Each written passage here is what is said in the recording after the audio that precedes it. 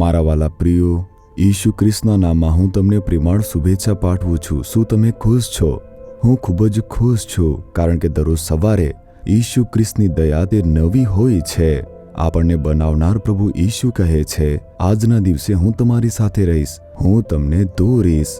જો તે આ રીતે બોલે છે, શું આપણા હૃદયમાં આનંદ આવશે નહીં? જ્યારે ઈસુ આપણી સાથે છે તો શા માટે ડરવું જોઈએ? ગમે તે થાય સામનો કરવો જોઈએ. તેથી જો ઈસુ તમારી સાથે હોય તો તે આનંદ અને હિંમત તમારા હૃદયમાં આવશે. તે આપણી સાથે હોય તો શું થશે આમ વિચારો છો? તે તમારા માટે યુદ્ધ લડશે. કેટલીક સમયે આપણે આપણી જાતે સમસ્યાનો સામનો નથી કરી શકતા. જ્યારે કેટલાક સંઘર્ષોને મુશ્કેલી આવે છે, કેટલાક સમયે દુષ્ટ લોકો, જે ઊંચા પદ પર છે અથવા સત્તામાં રહેલા લોકો અને ધનવાનો તે તમારી વિરુદ્ધમાં આવી શકે છે. તમે તેમની વિરુદ્ધ જીતી શકતા નથી.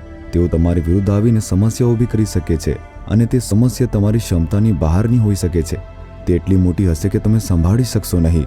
શું કરવું તે વિચારીને શું તકલીફમાં છો? મારી સામે પણ આવી પરિસ્થિતિઓ આવી છે, પરંતુ જ્યારે પણ હું પ્રભુ પાસે જાઉં છું, પ્રભુ કહેશે કંઈ નહીં, હું જોઈ લઈશ. બસ આટલું જ. તમે શાંતિ રાખો, હું સંભાળીશ.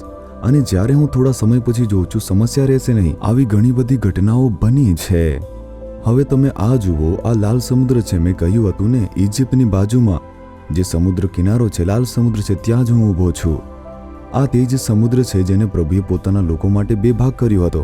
તેમણે 18 કિલોમીટર પહોળા સમુદ્રને વિભાજિત કર્યો હતો અને વચ્ચે સૂકી ભૂમિ બનાવી હતી. ઇતિહાસમાં તે નોંધાયેલું છે. આ બાઇબલમાં લખાયેલો ઇતિહાસ છે. જ્યારે આ બન્યું હતું ત્યારે પ્રભુ એક વચન કહી રહ્યા છે. નિર્ગમન 14મો અધ્યાય તેની 14મી કલમ. મૂસાએ લોકોને જોઈને કહ્યું, યહોવા તમારે માટે યુદ્ધ કરશે ને તમારે શાંત રહેવું. તમે શાંત રહો, કારણ કે ફારૂનની સેના નજીક આવી રહી છે. મિસ્રનો રાજા તેમની રથ સાથે, સેના સાથે ફરીથી તેમને ગુલામ બનાવવા માટે આવી રહ્યો હતો. આ લોકો હમણાં જ 400 વર્ષ જૂની એક મોટી ગુલામીમાંથી મુક્ત થયા હતા. તેઓ યુદ્ધ માટે તાલીમ પામેલા ન હતા, લડવાનું જાણતા ન હતા, કોઈ પણ શસ્ત્ર ન હતું. તેઓ હમણાં જ પોતાના પરિવારો, પત્નીઓ, બાળકો અને સંપત્તિ સાથે આવ્યા હતા અને ત્યાં પડાવ નાખ્યો હતો. તેઓ કનાન દેશ તરફ જઈ રહ્યા હતા. એક બાજુ સમુદ્ર અને બીજી બાજુ ફારૂનની સેના. હવે શું કરવું? તે લોકો સમુદ્રમાં ઉતરી શકતા ન હતા, કારણ કે તે 18 કિલોમીટર એવો મોટો પહોળો એક સમુદ્ર હતો. બસ આટલું જ. એટલું જ નહીં, જો ફારૂનની સેના આવી જશે તો તેઓ તેમનો નાશ કરી નાખશે. તેઓ તેમને મારી નાખશે, બાકીના લોકોને ગુલામ બનાવશે. તો તેથી તેમની મર્યાદાની બહારની આ સમસ્યા હતી. તે બિલકુલ સંભાળી ન શકે એવો એક સંઘર્ષ હતો. હવે શું કરવું જોઈએ? તેના પછી પરમેશ્વરનો શબ્દ મૂસા દ્વારા આવ્યો છે, શાંતિ રાખો, તમે શાંત રહો, બી સ્ટીલ. બસ આટલું જ. પ્રભુ તમારા માટે લડશે. તે જાણે છે કે તમે લડી શકશો નહીં અને જીતી શકશો નહીં, અને તેથી જ પ્રભુ પોતે લડશે. કેટલાક સમય તે આપણને લડવાનું કહેશે અને તે આપણને વિજય આપશે, પરંતુ કેટલા સમય તે જાણે છે આપણે સક્ષમ નથી અને શાંત રહેવા કહેશે. હું તમારા માટે લડીશ, પ્રભુ પોતે લડશે. આ બંને બાબતો બાઇબલની અંદર લખાયેલી છે. તેથી જો આગળ ન જઈ શકો અથવા તે સંભાળી ન શકો તો પ્રભુના હાથમાં સોંપી દો. એમ કહીને કે હે પ્રભુ, હું કરી શકતો નથી, કૃપા કરીને તમે ધ્યાન આપો. તમારી સમસ્યા, તમારી જરૂરિયાત, તમારા દુઃખ, તમારા જે કાર્યો છે, બધી બાબતોમાં પ્રભુ ચમત્કાર કરવાના છે. કેવી રીતે? તે લડશે. જો પ્રભુ લડશે તો કેવું રહેશે? તેમની વિરુદ્ધ કોઈ જીતી શકશે? શું તમને લાગે છે? તે સ્વર્ગ અને પૃથ્વીનું સર્જન કરનાર સર્વશક્તિમાન પરમેશ્વર છે.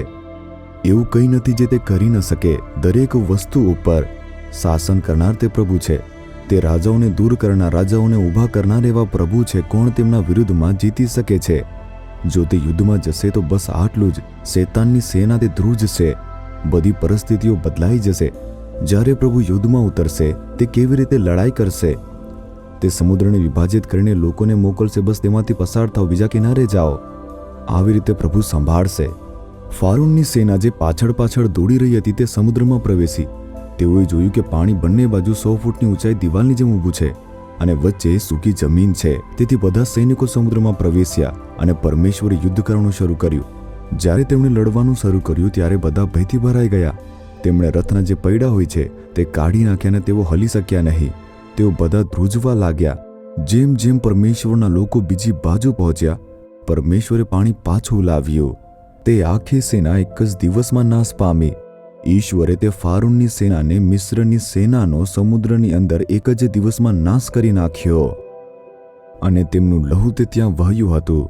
જેમ જેમ તેઓ એકબીજા સાથે અથડાતા ગયા, લોહી ત્યાં વહેવડાવવામાં આવ્યું અને એટલા જ માટે લાલ સમુદ્ર આવું નામ તેની ઘટના પછી જ આ સમુદ્રને આપવામાં આવ્યું હતું. પરમેશ્વરે દુશ્મનને સમુદ્રની અંદર ડૂબાડી દીધો હતો. તેઓ ક્યારેય લડી શક્યા જ નહીં, તેઓ દુશ્મનો જોયા જ નહીં. પ્રભુ એવી રીતે જ કરશે, પ્રભુ આવી રીતે કામ કરશે. તમે શાંત રહો, તેઓ અદ્રશ્ય થઈ જશે. તમે શાંત રહો, તમારી સમસ્યાઓ રહેશે નહીં. તમે શાંત રહો, શૈતાનનો પરાજય થશે, તે ભાગી જશે. તમે વિશ્વાસમાં મજબૂત થાઓ. શાંત રહેવું ખૂબ મુશ્કેલ છે, શું તમે જાણો છો? પ્રભુ કહે છે કે તમે શાંત રહો, હું તમારા માટે લડીશ. ખૂબ મુશ્કેલ છે. તમે કેવળ ત્યાં શાંત રહીને તમારા વિશ્વાસમાં દ્રઢ રહો. જો તે કહે જાઓ અને લડો, હું વિજય આપીશ, તો હિંમતથી જવું જોઈએ. આપણે તરત જ તલવાર લઈને લડવા માટે જઈશું. આવો લડીએ, એમ પ્રભુ તમને વિજય આપશે. તેના બદલે જો શાંત રહેવા કહેશે, તે ખૂબ મુશ્કેલ છે. આટલો મોટો સંઘર્ષ ચાલે છે, તમે શા માટે ખાલી બેઠા છો? લોકો આવી રીતે શું કહેશે નહીં? તેના માટે વિશ્વાસની જરૂર છે. શાંત રહેવા માટે વિશ્વાસ. તો પછી તમે પ્રભુને કાર્ય કરતા જોઈ શકો છો. પરંતુ શાંત રહેવું એ સમસ્યા છે. આપણે કંઈક કરતા રહેવા માંગીશું. આપણે ક્યારેક પરમેશ્વરને પોતે મદદ કરવાનો પ્રયાસ કરીશું.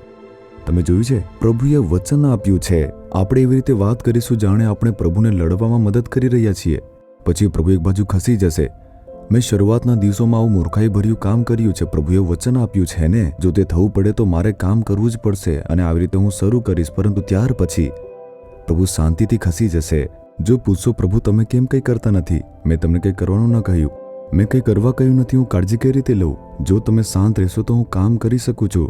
જો તમે કંઈ કરવાનો પ્રયાસ કરશો તો તમે બધું જ બગાડી નાખશો. હું કામ કરી શકતો નથી. ઠીક છે પ્રભુ, કૃપા કરીને મને માફ કરો. જો તમે સ્થિર રહેશો તો વસ્તુઓ બદલાઈ જશે. મેં ઘણા આવા ચમત્કારો થતા જોયા છે અને તેથી હવે મને સ્પષ્ટતા મળી છે. જો પ્રભુએ મને શાંત રહેવાનું કહ્યું તો બસ આટલું જ. ગમે તે થાય ચિંતા કરીશ નહીં. પ્રભુ કાળજી લેશે. તે આપને વિજય આપનાર પ્રભુ છે. તમારા જીવનમાં પણ તમે શાંત રહો.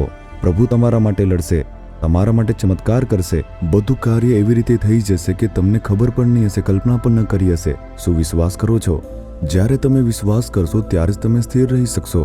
પ્રભુને તમે કહો કે મને તે વિશ્વાસ આપો. વચન પર અડગ રહેવાનો વિશ્વાસ, દ્રઢ રહેવાનો વિશ્વાસ તમે પ્રભુ પાસે માંગશો તો પ્રભુ તમને તે આપશે અને તમે પછી સ્થિર રહેશો. તમે માત્ર ચમત્કાર જ જોશો. તેને કહો કે હે પ્રભુ, તમે મને વચન આપ્યું છે, તેથી હું સ્થિર રહીશ. અને તમે લડશો, તમે કાળજી લેશો, તમે બધું ઠીક કરી દેશો. હું સ્થિર રહીશ પ્રભુ. હું વિશ્વાસથી રાહ જોઈશ. હું તમારી હાજરીમાં રહીશ. હું વિશ્વાસથી રાહ જોઈ રહ્યો છું પ્રભુ. હું આશા રાખું છું તમે ચમત્કાર કરશો. હું એક ચમત્કાર જોવા જઈ રહ્યો છું. ઈશુના નામમાં આમેન, આમેન. જીસસ રીડીમ્સ ગુજરાતી યુટ્યુબ ચેનલને સબસ્ક્રાઇબ કરો. દરેક નવા કાર્યક્રમની માહિતી મેળવવા માટે બેલ આઇકન પર ક્લિક કરો.